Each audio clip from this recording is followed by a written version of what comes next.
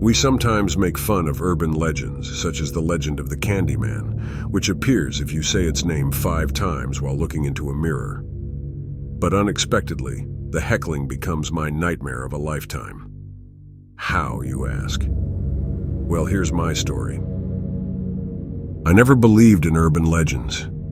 You know, those tales designed to scare children or add a shade of mystery to an otherwise mundane locale.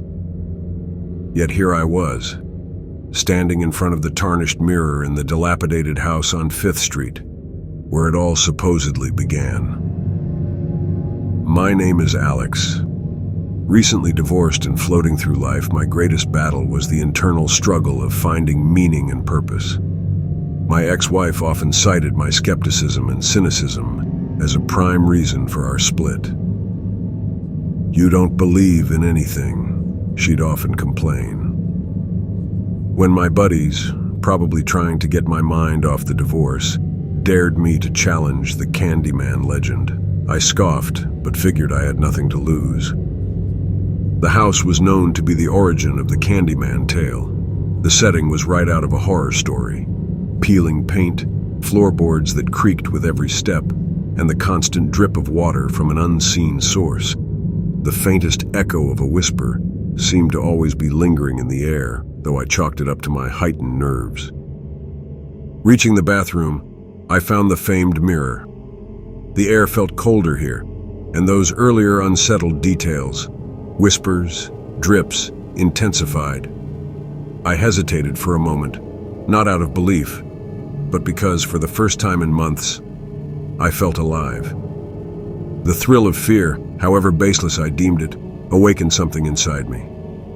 Taking a deep breath, I said, "Candyman" once, looking deep into my own reflection.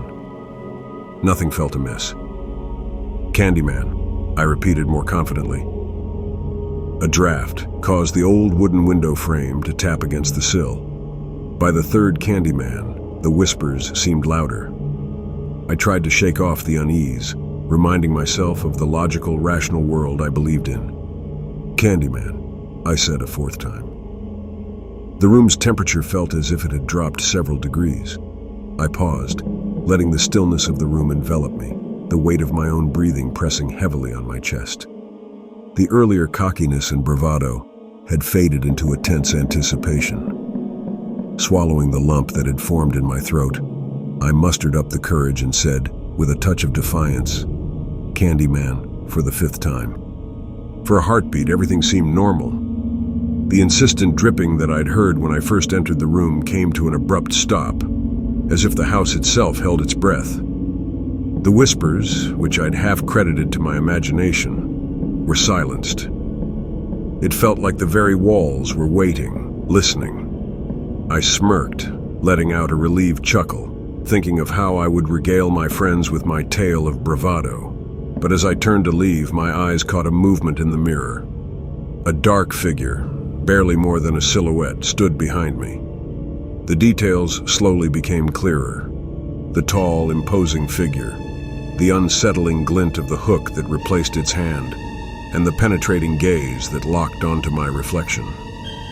Heart pounding, I spun around, but the space behind me was empty. The cold, eerie atmosphere of the room grew even more pronounced. Reflexively, I looked back into the mirror, and the figure was there, closer this time, walking towards my reflection with a slow, deliberate pace. Its face was obscured in shadows, but the glint of the hook was unmistakably clear.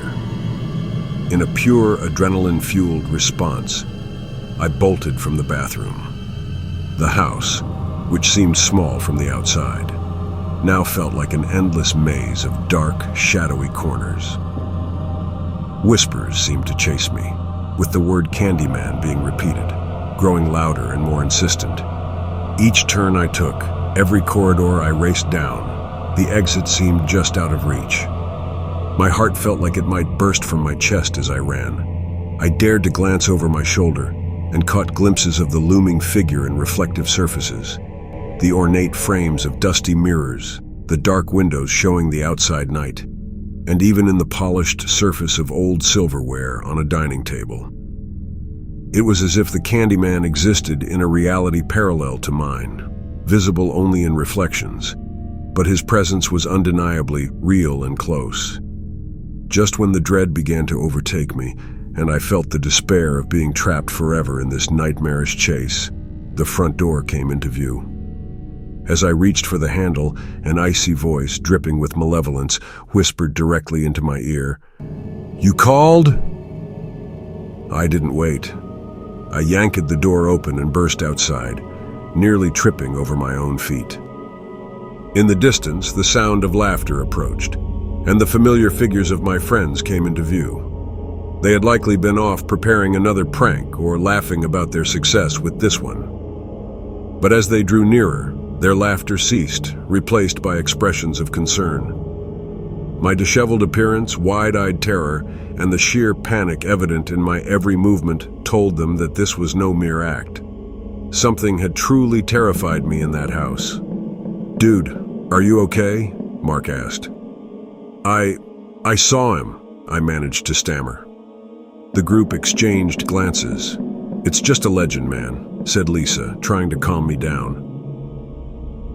I avoided mirrors for weeks. Every reflection became a potential gateway for the Candyman.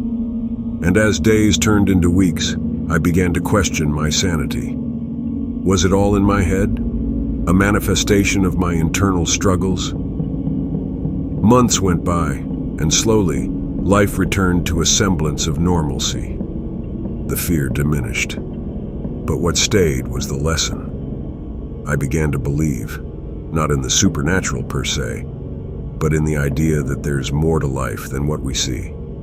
My cynicism waned, replaced by a cautious openness to the mysteries of life. Time moved on, and while the terror of that night gradually faded, it was never truly forgotten. As months transformed into a year, life took us in various directions. But Mark, my ever-curious friend, developed a peculiar interest in urban legends, almost obsessively. He'd call and talk for hours about them, and I listened, mostly out of politeness. One evening, my phone buzzed with Mark's caller ID. "Alex," his voice quivered slightly. I finally did it. I went into that cursed house on 5th Street. The memory sent a chill down my spine. "And?" I asked hesitantly. "I said Candyman 5 times, but nothing, absolutely nothing happened," he replied. I let out a sigh, my body relaxing a bit. "See, it's just a made-up tale, Mark. I probably imagined everything that night."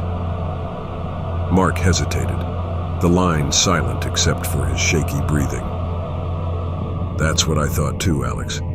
But ever since that day, whenever I glance in a mirror, it doesn't show me. It's horrific. I see myself, but with a mangled arm, ending in a blood-soaked hook." Chills ran down my spine. The legend of the Candyman on 5th Street was more real than I'd ever imagined. And while I had escaped its immediate terror, its effects lingered, reminding me always of the day I learned to believe.